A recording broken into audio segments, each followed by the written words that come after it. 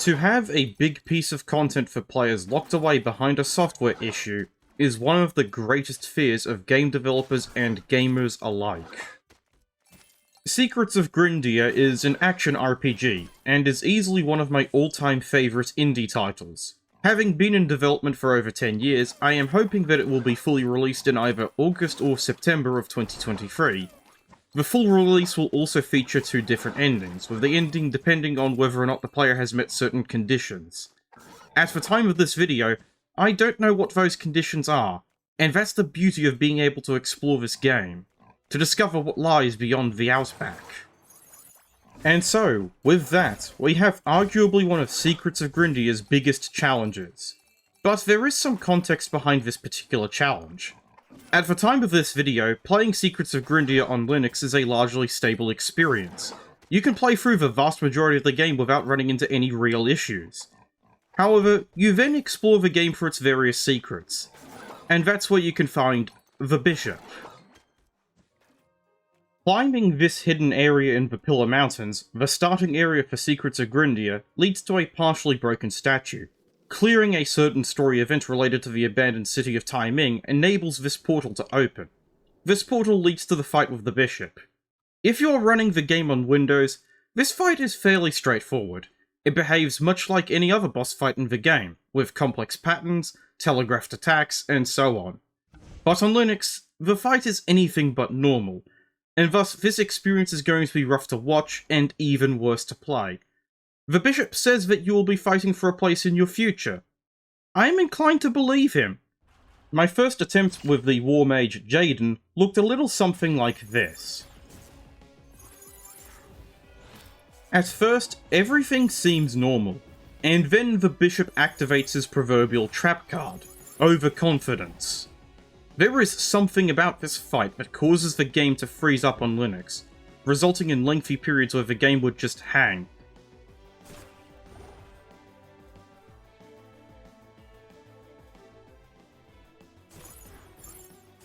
And sometimes trying to control the character felt like I was shouting suggestions at a somewhat inebriated puppeteer.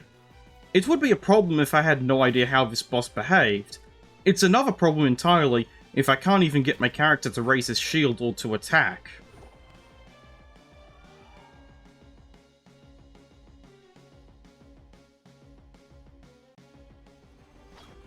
And thus, my first attempt resulted in death.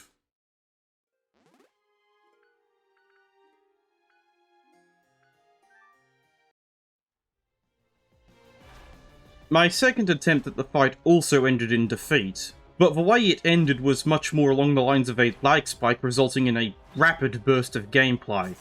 I mean, look at this. How am I supposed to play if the game is behaving like this?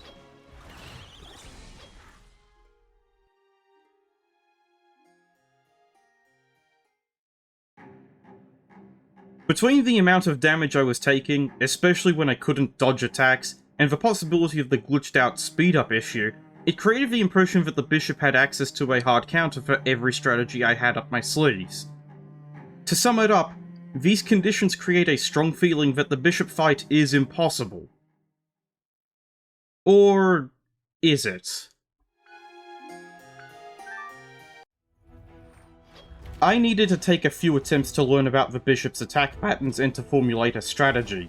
The goal for these attempts was to learn, and try to figure out when the lag spikes had the highest chance of occurring. Looking back and examining the footage, I noticed that the lag spikes seemed to reliably occur when copies of the Bishop were spawning in and despawning. This then became something that could be planned around. Another big problem seemed to be that whilst I could burst down a significant chunk of his health, I only had the windows where the game wasn't lagging to heal and apply more damage. My strategy needed to start by finding a way to improve the general survivability of Jaden whilst he was in the fray, and preferably without compromising on damage output. Moreover, whenever I had a really bad lag spike, I needed to get my hands off the keyboard and wait until the game was acting somewhat normally. Otherwise, there was a risk that the game would continue to play out during a lag spike, without any audio or visual cues to inform me of what was happening until my character was taking an express vacation down under. One of the main story elements and game mechanics of Secrets of Grindea is a card system, where enemies have a small chance to drop permanent stat bonuses, and two of the cards that Jaden is missing are the Bloomer card and the Spinsect card. Between these two cards, I theorized that I would be able to tank at least another 2 to 3 hits, whilst retaining my current setup. I also would gain gold for purchasing pet food to potentially further improve stats through the pet system, and to afford skill refunds in the event I needed to change up my playstyle. I got to work grinding away, setting my sights on these two cards. Jaden being a level 37 character meant that going back to these earlier parts of the game to acquire these cards was fairly straightforward. Having the maxed out Lightning Cloud minion meant that I could just walk around and sip the bounty potion to further increase the drop chance for these cards. An hour later, I had both cards and was ready for attempt number 5. For my 5th attempt, I brought in the Lightning Cloud minion, as it offered a passive form of damage so that it could theoretically focus on dodging attacks during those moments where I could indeed react to what was happening.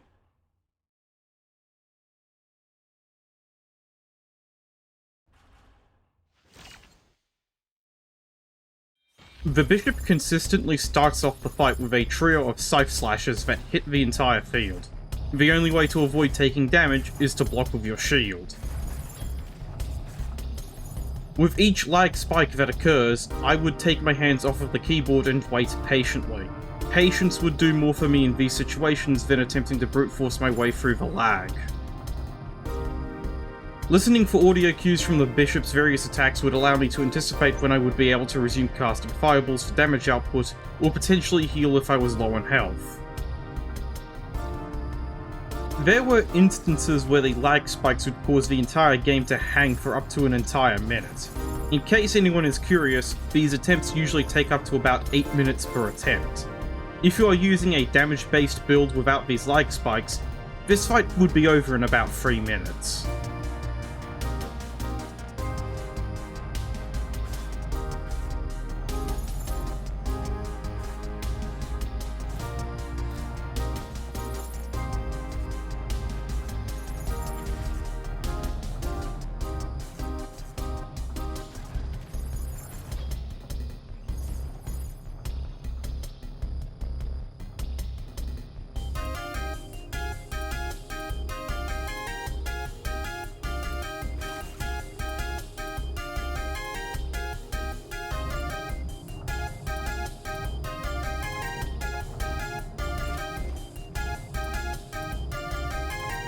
At about half health, I started to move towards the center of the screen, with the anticipation of the attack that had ended 2 of my prior attempts due to an unavoidable area of effect damage around the rim of the arena during the attack.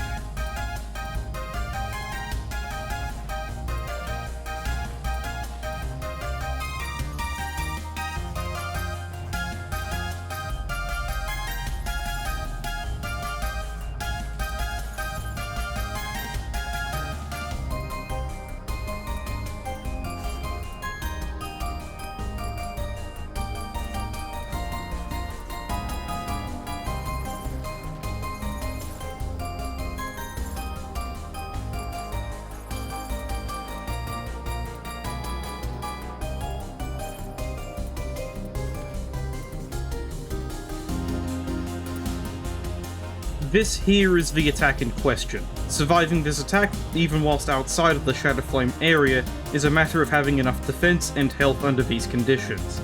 The way to mitigate this attack would be to stand in the middle and use the shield to block the bishop's various sword strikes. And then there's this moment which I'm most proud of, perfectly blocking the thrown spear somehow through the lag.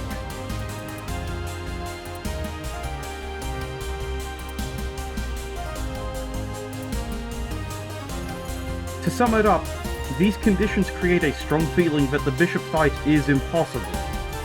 Or is it?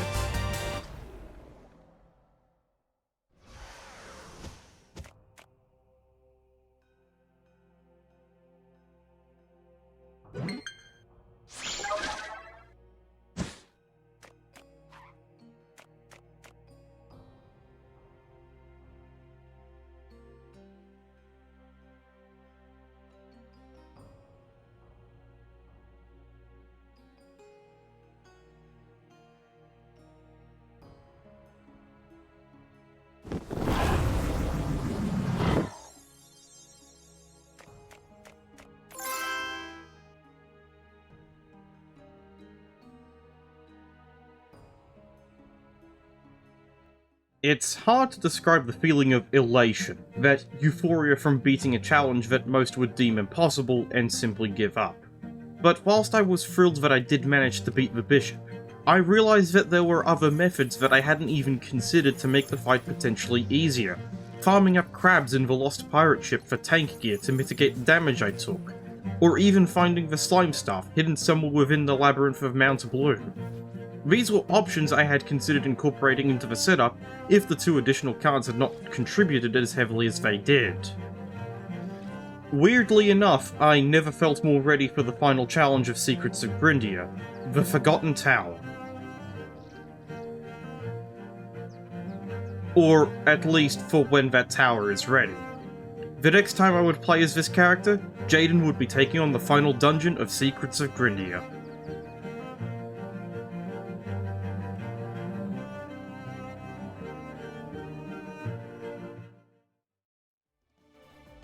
You know, I feel like this frame right here perfectly encapsulates what this entire experience has been like. Did I say frame? I meant clip. Yeah, there we go.